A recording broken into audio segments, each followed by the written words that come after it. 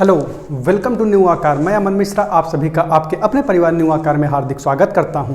जैसा कि हम कैलेंडर पढ़ रहे थे, पहले हमने क्लॉक को कंप्लीट किया। क्लॉक को कंप्लीट करने के बाद हम कैलेंडर पढ़ रहे थे। कैलेंडर में हमारा कल पहला वीडियो जो कि एकदम बेसिक वीडियो था, जिसमें हमने यह जाना कि वर्ष कितने प्रकार के होते हैं। वर्ष दो प्रकार के होते हैं, हमने आपको बताया। या तो वर्ष जो हमारा होगा वो 366 दिन का होगा, या तो वर्ष हमारा जो होगा वो 365 दिन का होगा। और अगर 365 दिन का होगा वह हमारा नॉर्मल ईयर, जनरल ईयर यानी कि साधारण वर्ष कहलाता है। और अगर वर्ष 366 दिन का हुआ तो वह हमारा लीप वर्ष या अधिवर्ष कहलाता है।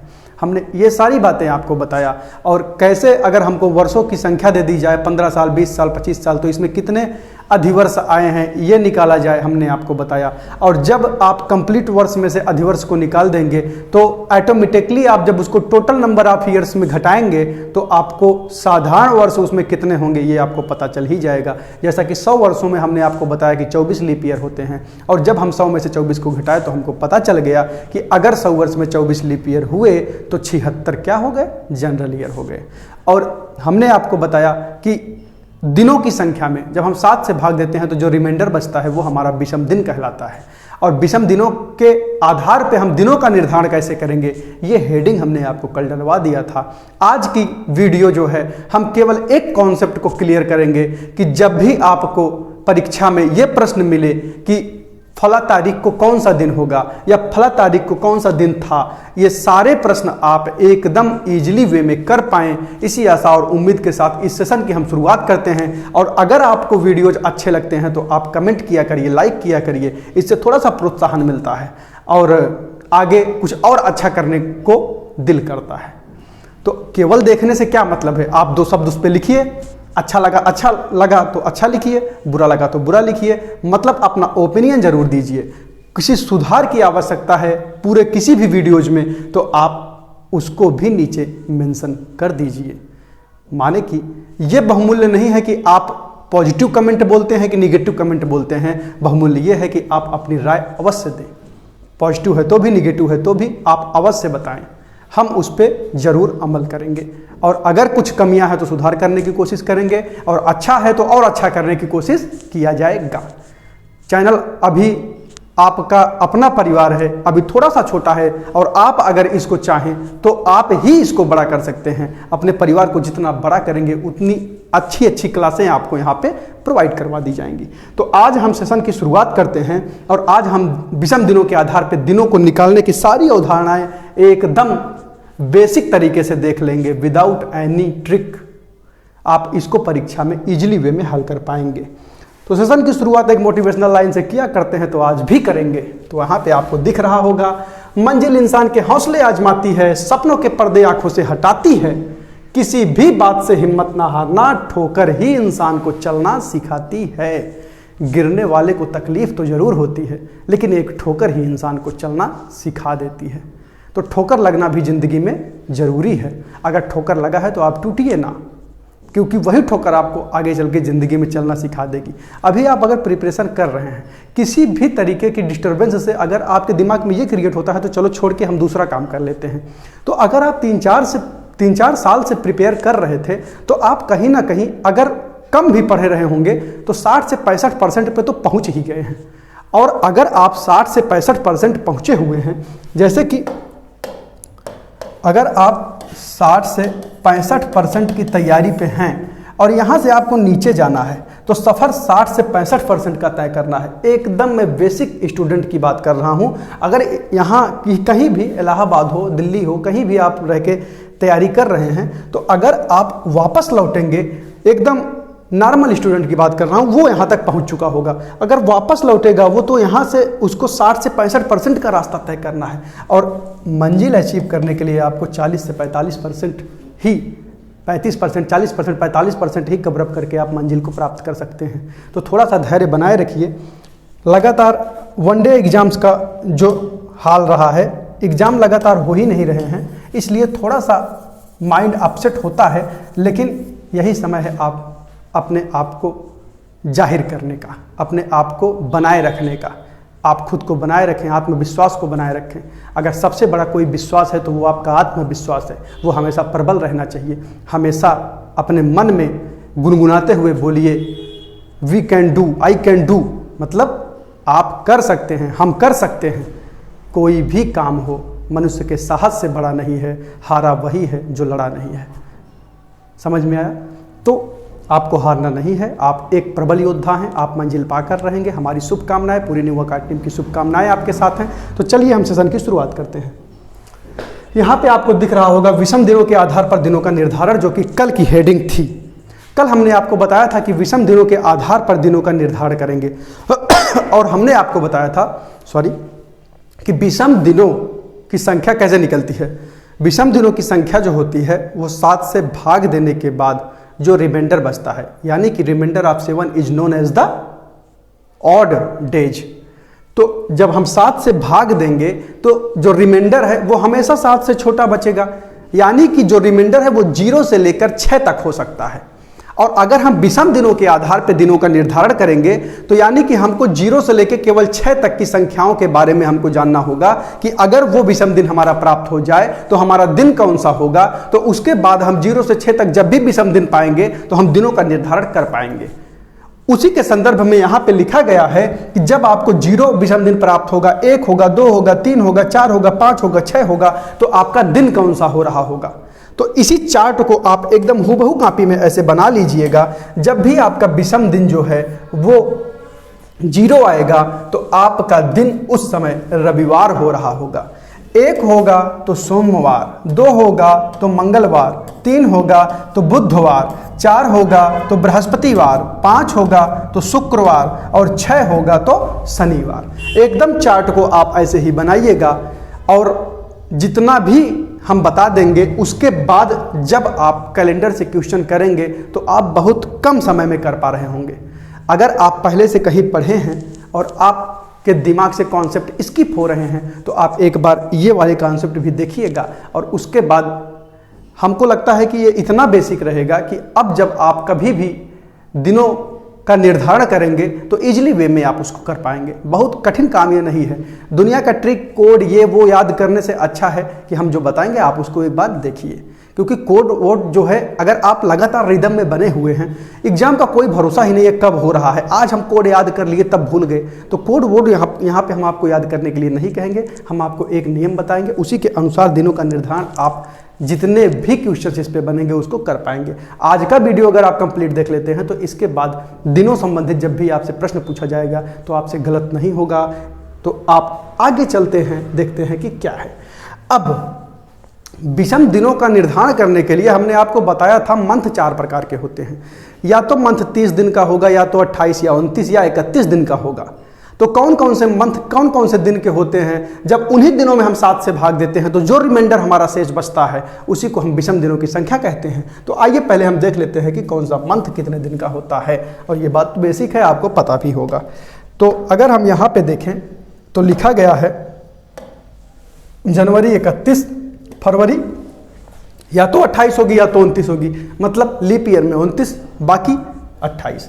मार्च अगर देखें तो 31, अप्रैल 30, मई 31, जून 30, जुलाई 31, अगस्त 31, सितंबर 30, अक्टूबर 31, नवंबर 30, दिसंबर 31। अगर आज तक आपको नहीं पता है कि ये दिन नहीं याद हो पा रहे हैं आपसे, तो ये जो हमारा हाथ होता है इसमें अगर हम इस पे देखें तो ये जनवरी, ये जो मोटा वाला भाग होता है हमारा, ये हमेशा 31 को डिनोट करता है, यानी कि हायर वैल्यू को डिनोट करता है।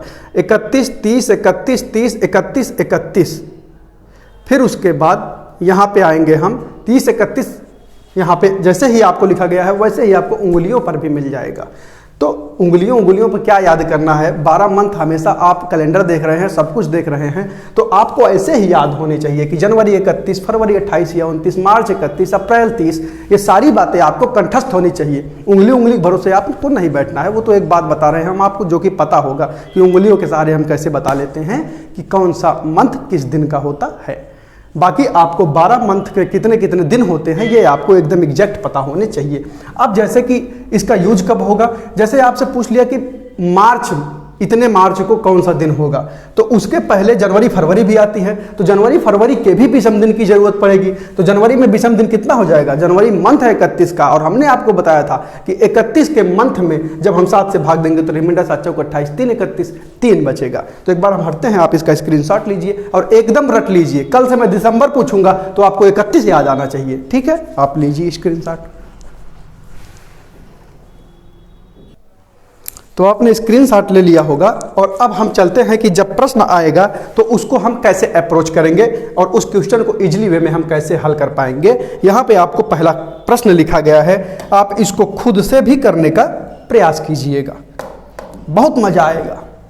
आज के बाद आपसे किसी भी तारीख का किसी भी सन में आपसे कोई दिन पूछेगा तो आप एकदम एग्जैक्ट बता लेंगे। सेशन में हम ऐसे ही एकदम अच्छे अच्छे वीडियोज आपको देंगे। अभी तो हम आपको बताएंगे कि आप कितने साल के हुए, ये काउंट करना, जो कि आपके दिमाग में थोड़ा सा मोटिवेशन ऐड करेगा कि अब गंभीर हो जाने का वक्त है। अभी आप कभी एक आध बार जब महीना 2 महीना बीते तो अपने एज को भी काउंट कर लिया करिए, तो थोड़ा सिंसियर बनेंगे कि अब मजे लेने की उम्र नहीं रही, अब करियर को एक ऐसे पड़ाव पे लेके जाना है जहां पे स्टेबिलिटी आए।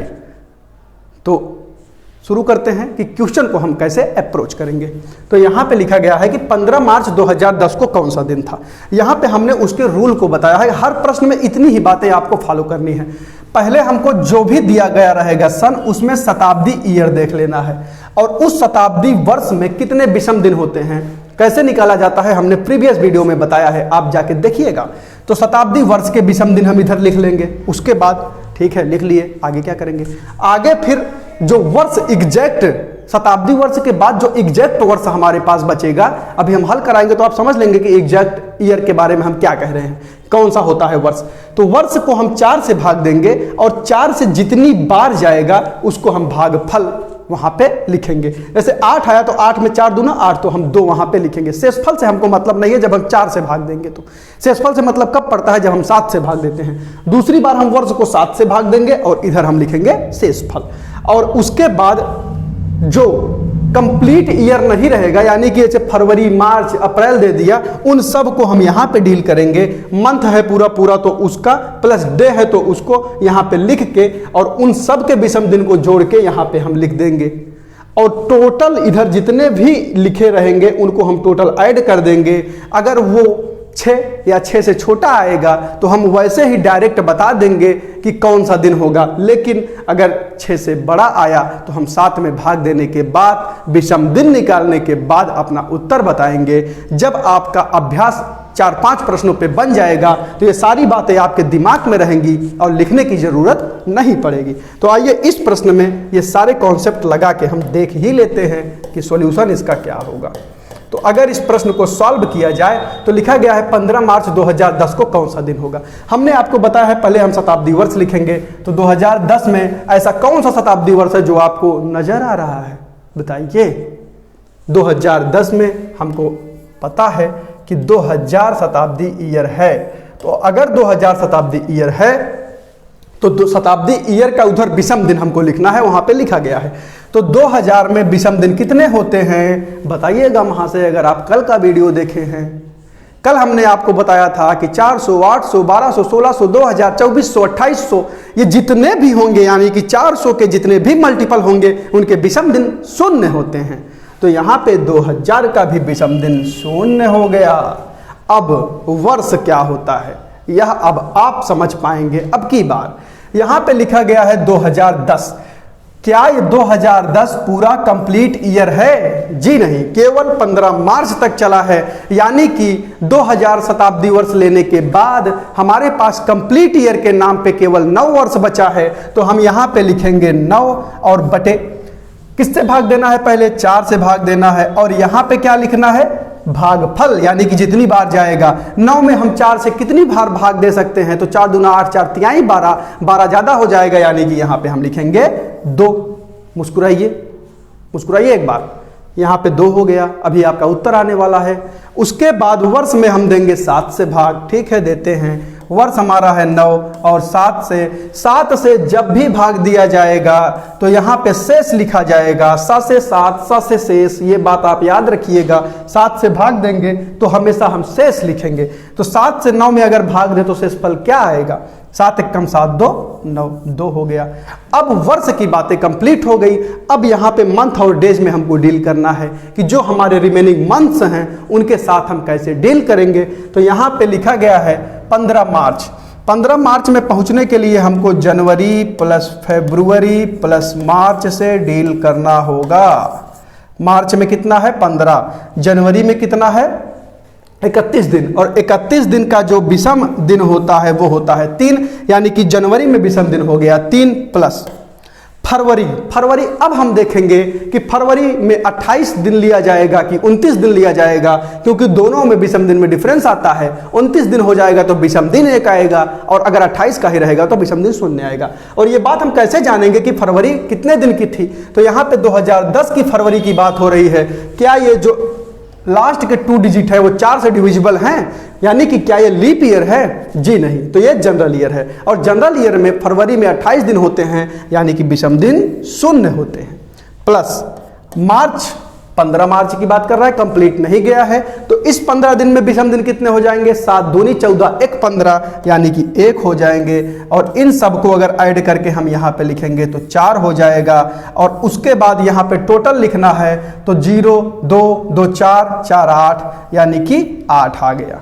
अगर ये 8 हो गया तो हमने आपको बताया था कि 7 से बड़ा होगा तो 7 से भाग देंगे।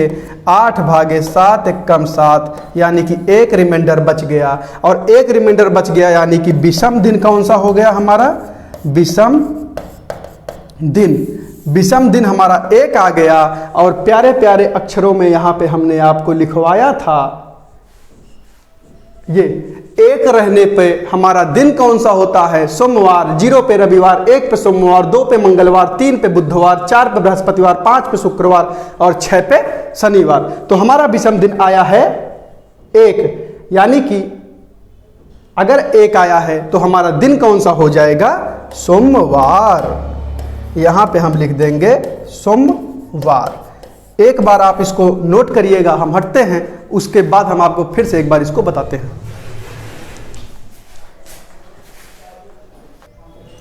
तो आपने नोट कर लिया होगा, एक बार हम आपको फिर बता देते हैं कि इसमें क्या क्या हुआ था। 15 मार्च 2010 को कौन सा दिन था ये बताना था। तो हमने आपको बताया था सबसे पहले आप शताब्दी ईयर लिख लेंगे। शताब्दी ईयर आपको दिख रहा है कि 2000, और 2000 में हमने आपको बताया था कि 400 के जितने भी मल्टीपल होंगे, 400, 800, 1200, 1600, 2000, 2400, 2800, 3200, यानी कि जितने भी 4 के मल्टीपल चलते रहेंगे इनके विषम दिन 0 होते हैं। तो यहाँ पे 2000 का भी विषम दिन 0 हो गया। उसके बाद जो कंप्लीट ईयर होगा उसमें एक बार 4 से भाग देंगे, तो यहाँ पे हम लिखेंगे भागफल। तो कंप्लीट ईयर इसमें 2010 तो है नहीं, तो 10 साल नहीं है, 9 ही साल है। तो 9 में हम 4 से भाग देंगे, भागफल 2 बार जाएगा, 2 लिख दिए। उसके बाद 9 में 7 से भाग देने के बाद यहाँ पे शेषफल लिख दिए जो कि 2 होगा। उसके बाद आपको 2010 में जाना है। 2010 में केवल 3 मंथ दिया गया है, जनवरी, फरवरी और मार्च। और मार्च में पूरा कंप्लीट ना होकर केवल 15 मार्च दिया गया है। तो जनवरी होती है 31 की, 31 में 7 से भाग देने के बाद विषम दिन हमारा 3 आया। और फरवरी होगी 28 की, क्योंकि 2010 है और दोनों डिजिट में अगर हम 4 से भाग दें तो नहीं डिविजिबल है। अगर नहीं डिविजिबल है तो हमने आपको बताया कि जनरल ईयर है। जनरल ईयर में फरवरी 28 की होती है, यानी कि विषम दिन 0 आता है। उसके बाद 15 मार्च कहा गया है। 15 मार्च में 15 दिन होते हैं। 15 में अगर हम 7 से भाग दिए तो 1 रिमाइंडर बचा, यानी कि इन सब को जोड़े तो हमारा 4 आ गया। अब 4 2 6 2 8 और 0 तो 0 हो गया। उसके बाद जब 8 आ गया तो 6 से बड़ा है, और 6 से बड़ा है तो हमको 7 से भाग देने के बाद फिर से शेषफल देखना होगा, क्योंकि remainder of 7 is known as the odd days. तो अगर 8 से हम 7 में भाग दे दिए तो शेषफल हमारा आ गया 1। और हमने आपको ग्राफ के अनुसार बताया है कि जब भी आपका विषम दिन 1 आएगा तो दिन होगा सोमवार, 0 आएगा तो रविवार, 0 से लेकर 6 तक लिख लेंगे, उसके बाद रविवार टू शनिवार लिख लेंगे, तो वही हमारा डे का निर्धारण होता है। तो इस पे आधारित हम एक प्रश्न और करवा देते हैं आपको, तो ये क्लियर हो जाएगा। यहाँ पे लिखा गया है 25 अप्रैल 2017 को कौन सा दिन होगा?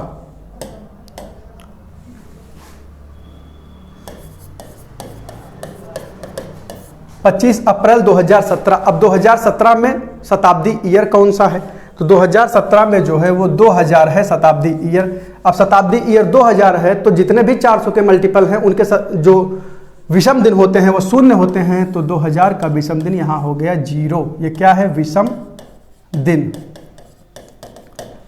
अब उसके बाद हम इसमें देखेंगे कि कंप्लीट ईयर कितना है।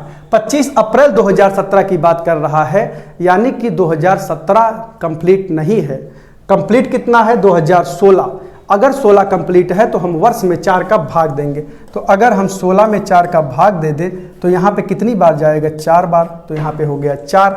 उसके बाद अगर 16 में हम 7 से भाग दें तो 7 दूनी 14, 2 16, शेषफल 2 बचेगा, यहाँ पे लिख देंगे 2। अब 2017 में जनवरी, फरवरी, मार्च, तब अप्रैल। तो यहाँ पे लिख लीजिए जनवरी प्लस फरवरी प्लस मार्च प्लस 25 अप्रैल। अब अगर इसके विषम दिन देखें तो जनवरी में 31 यानी कि विषम दिन 3, प्लस फरवरी 2017 है, जनरल ईयर है, फरवरी 28 की हो जाएगी, विषम दिन 0। मार्च हो जाएगा 31 का और विषम दिन हो जाएंगे 3, प्लस 25 में अगर 7 से भाग दे तो 7 त्रिक 21, 7 चौक 28 ज़्यादा हो जाएगा, 7 त्रिक 21, 21 4 25। और अगर इन सब को जोड़ के उधर लिखें तो 3 3 6 4 10, और अगर सब जोड़ दें तो 4 2 6 10 6 16। अब ये 7 से बड़ा है यानी कि 6 से बड़ा है, तो 6 से बड़ा होने के बाद हम फिर से 7 से भाग देके विषम दिन निकालते हैं। तो 16 भागे 7, 7 दूनी 14, रिमाइंडर बचा 2। और जब 2 बचेगा तो हमारा दिन कौन सा होगा? सुंदर सुंदर अक्षरों में लिख लीजिएगा, मंगलवार। जय हो बजरंग बली। मंगलवार आपका उत्तर होगा। समझ में आया? नहीं आया तो वीडियो को फिर से पीछे करके देखिएगा। ऑफलाइन नहीं है कि हम बार बार बताएं। पिछली क्वेश्चन को हमने 2 बार आपको समझाया है, उसको एक बार देखिएगा। 1-2 बार जब आपका इस पे अभ्यास हो जाएगा तो इसको आप एकदम हुबहू कर पाएंगे। और क्वेश्चन हम इस पे आपको करवा देंगे अगर आपका कॉन्सेप्ट क्लियर नहीं हो पाया होगा अब तक। यहाँ पे आपको कुछ क्वेश्चंस दिख रहे होंगे, इनको आप खुद से करने का प्रयास करिएगा। 20 अगस्त 2018 को कौन सा दिन होगा, इसको आप कीजिएगा। उसके बाद 15 अगस्त 1947 को जब हमारा देश आज़ाद हुआ तो कौन सा दिन था?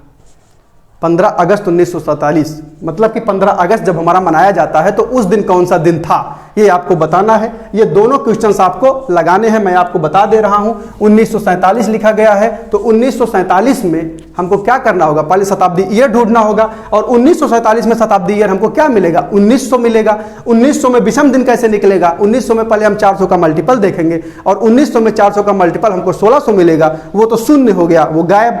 बचा 300 और 300 में हमने आपको विषम दिन निकालना पिछली वीडियो में बताया है, बार बार रिपीट नहीं करेंगे। थोड़ा सा आप पिछला वीडियो भी जाके देख लीजिए। 300 वर्षों में विषम दिन कितना होता है आप कमेंट करके हमको बताइएगा। और इन दोनों प्रश्न के उत्तर हमको बताइएगा, एक ये और एक ये, दोनों हल करिएगा, उत्तर बताइएगा। आपसे ना हो पाएगा तो हम नेक्स्ट वीडियो में आपको हल करवा देंगे। तब तक वीडियो को लाइक कमेंट शेयर करना ना भूलें। न्यू आकार के परिवार को आप जितना ही बढ़ाएंगे उतनी ही अच्छी अच्छी वीडियो आपको प्रोवाइड होती रहेंगी। मिलते हैं नेक्स्ट वीडियो में। जय हिंद।